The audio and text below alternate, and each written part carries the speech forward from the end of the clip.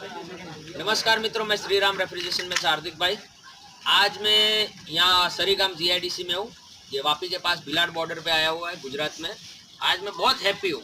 इसका कारण क्या है? क्योंकि ये सर जो बताया कि प्रियंक भाई है जिनको मैंने प्लांट दिया है। अब ये बताया कि आज हार्दिक भाई क्यों हैप्पी है ये प्लांट चालू करने के बाद, जबकि कभी इतना खुश नहीं हुआ। क्यों प्रियंक भाई, क्या हुआ था? इसमें क्या है हार्दिक भाई, नमस्कार। पहले तो ये चीज़ है कि हमने 2 से सवा 2 साल पहले बुक करवाया था और टर्म कंडीशन के हिसाब से हार्दिक भाई ने तो अपना काम पूरा टाइम से टाइम कर दिया था।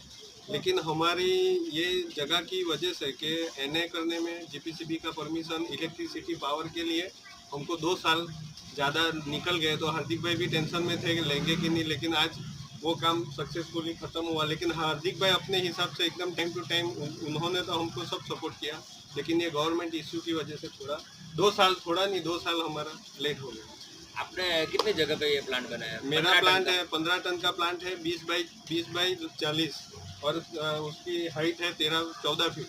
और पावर कनेक्शन कितना लिया? मेरा यहाँ 80 HP पावर।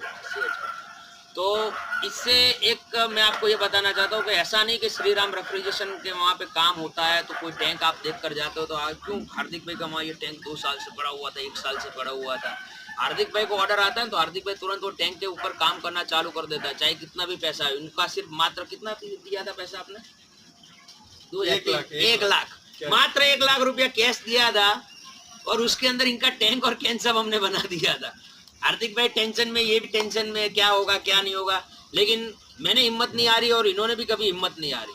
हम एक दूसरे को सपोर्ट देना चाहिए। मैं हर किसी को सपोर्ट देता हूँ, लेकिन वो भी सामने से सपोर्ट हमको भी देता है। मज़ा ही अलग आता है बिजनेस करने में। देखिए, तो सबसे पहले तो ये प्लेटफॉर्म है। देखिए, ये आपको मैं पहले से कहता हूँ, मेरा जो प्लेटफॉर्म होता है ना वो 8 फीट लंबा होता है और 4 फीट चौड़ा होता है। उसके बाद आगे जितना प्लेटफॉर्म क्लाइंट बढ़ाता है, ये इन्होंने जितना आगे लंबा किया है ना, ये प्रियंक भाई ने खुद ही बनाया है। बाकी हमारा प्लेटफॉर्म तो यहाँ तक ही था। इसके बाद तो आगे का प्लेटफॉर्म प्रियंक भाई ने बनवाया, यानी कंपनी के जो ऑनर है उन्होंने बनाया, जो आशीर्वाद आइस वाले।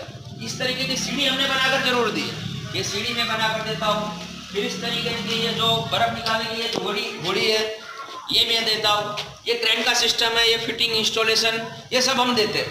लेकिन आप एक गाड़ी खरीदते हो तो उसके अंदर जो एसेसरीज बाद में फिट करते हो, बड़ा बड़ा टैप लगाते हो, आपके लगाते हो, कंपनी लगा के देती है। तो बस उसी तरीके से हमने आपको एक तरीके की गाड़ी दी है। एक यहाँ तक का प्लेटफॉर्म देते हैं 8 बाय 4 का। उसके बाद आपको जितना लंबा प्लेटफॉर्म करना है वो आपके ऊपर होता है। अब मशीन के बारे में बात करते हैं। 15 टन का प्लांट, इसमें 100 किलो के ब्लॉक निकलते हैं। 100 किलो वाले ब्लॉक निकलते हैं। 15,000 किलो बर्फ पर डे।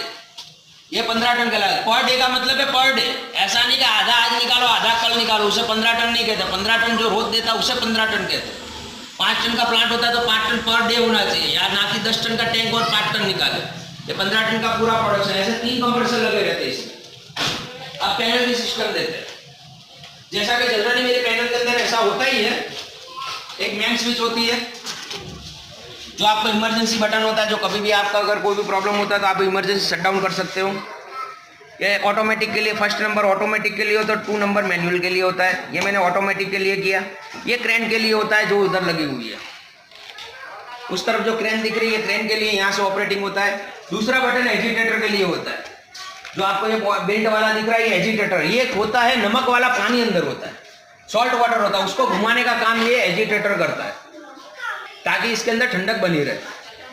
फिर ये पंप का होता है, वाटर पंप, जो आप कूलिंग टावर पीछे मैंने देखा, ये वाटर पंप कूलिंग टावर के लिए। इसे cooling tower operator. Cooling tower का काम ये होता है कि इसके अंदर कंप्रेसर के अंदर कंडेंसर लगे होते हैं। इसके नीचे कंडेंसर होता है, वो कंडेंसर को ठंडा करने का काम करता है। यहाँ से पीवीसी पाइपलाइनें दे रखी है जो पानी को इनलेट करती है, दूसरी तरफ से आउटलेट होकर बाहर निकल जाता है। ये कंडेंसर ठंडा करना है। कंडेंसर इसके अंदर ही होता है, बड़े बड़े कंडेंसर वाला सिस्टम नहीं, सिर्फ इसी के अंदर एक कंडेंसर होता है जिसके अंदर ये ठंडा होता है। इस तरीके से 3 कंप्रेसर होते हैं, कंप्रेसर 1, कंप्रेसर 2 और कंप्रेसर 3। ये 3 कंप्रेसर होते हैं। टेम्परेचर आने के बाद ऑटोमेटिक बंद हो जाते हैं, ऑटोमेटिक चालू हो गए तो ऑटोमेटिक शट डाउन हो गए। इसी कोई कंप्रेसर के ऊपर पहली बात तो ये लोग ये कहते हैं कि आप कौन सा कंप्रेसर यूज करते हो, तो ये भाई साहब मेरी मोनोपोली है। ये सीधी बात है, ये मेरी मोनोपोली है। मैं कौन सा कंप्रेसर यूज करता हूं मैं नहीं कहता हूं, सिर्फ इतना कहता हूं किर्लोस्कर का कंप्रेसर यूज करता। इसलिए मॉडल तो पूछने की हरकत करे ही नहीं। दूसरी बात, कंप्रेसर पे कोई मोटर नहीं आती है।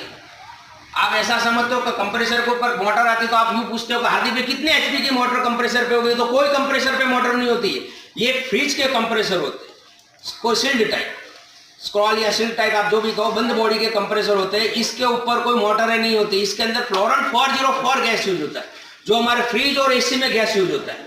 दूसरा, एक यूनिट के अंदर मात्र 20 से 22 किलो गैस जाता है, यानी ये टोटल 15 टन के प्लांट के अंदर 70 किलो 70 किलो जितना गैस जाता है पूरे प्लांट के अंदर। एक के अंदर 20 से 22 किलो ही जितना गैस जाता है, ऐसा नहीं है 200 किलो 500 किलो गैस जाएगा। तीसरी सबसे बड़ी बात, बार बार इसके अंदर गैस भरने की झंझट है ही नहीं। अपने घर के फ्रिज लाते हैं तो अगर कुछ नुकसान होगा, डैमेज होगा तो फ्रिज में गैस भरते हैं। अगर इसमें कोई डैमेज होगा या कोई मैन्युअली डैमेज करेगा तो इसमें गैस भरा जाता है। बाकी बार बार इसमें गैस रिफिलिंग करने की कुछ जरूरत नहीं, ऑटोमेटिक प्लांट है, बर्फ जमाओ, बर्फ निकालो, बर्फ बेचो शांति से। ये इसका सीधा फंडा है। ना कोई ऑपरेटर चाहिए, ना ज्यादा लेबर चाहिए, ना गवर्नमेंट की ज्यादातर परमिशन की चकचक में पक्का होती है। आराम से आप इसे छोटे से शेड के अंदर लगा सकते हो, मूवेबल प्लांट है, आप कभी भविष्य में दूसरी जगह शिफ्ट कर सकते हो। बहुत सारे अगर बेनिफिट देखा जाए तो बहुत सारे बेनिफिट है। लेकिन मैं किसी की अमोनिया या फ्रियोन को अगर आप पूछोगे, मुझे बहुत सारे लोग कहते हैं अमोनिया अच्छा कि फ्रियोन अच्छा, तो मैं इतना ही कहता हूं, आज भी कहूंगा दोनों अच्छा। मैं किसी की बुराई नहीं करता हूं और ना कभी करूंगा। ये आपका नजरिया है कि कौन सा अच्छा है, वो आपको देखना है। मैं किसी की भी कभी बुराई नहीं करने वाला हूं, ये मेरा सीधा फंडा चलता है। तो एक जगह एक प्लांट देना, मेरे को क्या बुराई करके मिल जाएगा? मैं एक जगह एक ही प्लांट देता हूं, दूसरा देता नहीं, कंपटीशन करवाता नहीं। इसलिए मैं कहता हूं, मुझसे ऐसे गलत गलत सवाल मत किया करे, हार्दिक भाई वो अच्छा है कि ये अच्छा है, ये कंपनी अच्छी कि वो कंपनी अच्छी, आप हमें नहीं दोगे तो मैं दूसरी जगह से ले लूंगा, इतना घमंड गाएगा। ऐसा कोई घमंड नहीं है। जो पहले आया उसको प्लांट देता हूं, जो बाद में आया उसको मैं नहीं देता हूं। ठीक है, धन्यवाद।